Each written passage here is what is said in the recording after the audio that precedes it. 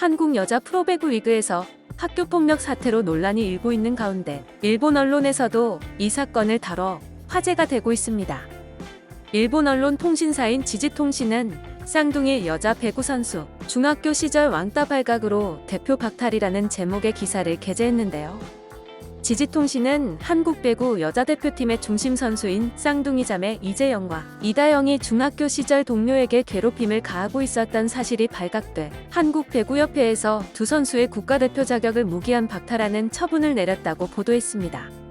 이어 이는 한국이 출전권을 얻고 있는 올여름의 도쿄올림픽에 쌍둥이 자매가 출전하는 것은 사실상 불가능해진 것으로 24세인 이씨 자매는 올림픽 예선에서도 주전으로 활약해 TV 프로그램에도 출연할 정도로 인기가 있었다고 말했는데요.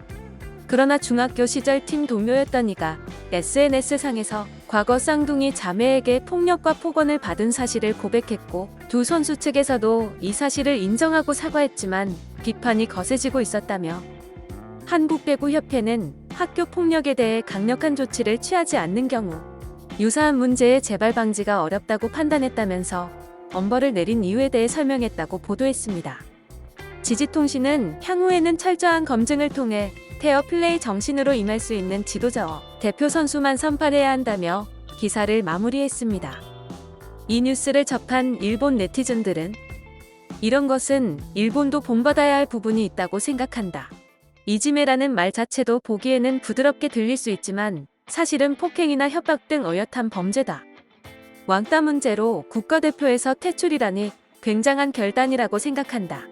한국을 매번 욕하지만 일본보다 합리적인 결정을 내리는 것을 보면 일본은 아직도 열등하다고 느낀다. 일본은 과거 왕따 문제가 불거져도 눈 감아주는 경우가 많다. 한국의 과거 문제 대응은 좋다. 일본에서도 왕따는 자주 있는 이야기지만 저렇게까지 처벌하는 경우는 못 봤다. 나는 과거를 제대로 반성했다면 국가대표 박탈까지는 하지 않아도 됐었다고 생각한다. 이렇게 실력 있는 사람도 과거에 문제가 있으면 자격 박탈한다. 한국의 멋진 부분이다. 어느 정도 괴롭힘이 있었는지는 모르겠지만 중학생 시절 사건을 24세에 와서 처분하는 것은 너무 엄격하다고 생각한다. 왕따는 안 된다고 생각하지만 이 사건은 국민 총출동 공개 왕따처럼 숨막히는 느낌이라 싫다.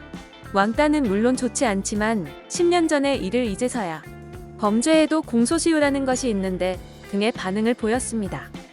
지금까지 한국 여자 프로배구 리그에서 발생한 학교폭력 사태에 대한 일본 네티즌 반응을 알아봤는데요.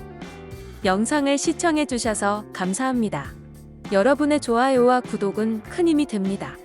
지금까지 뉴스킹이었습니다.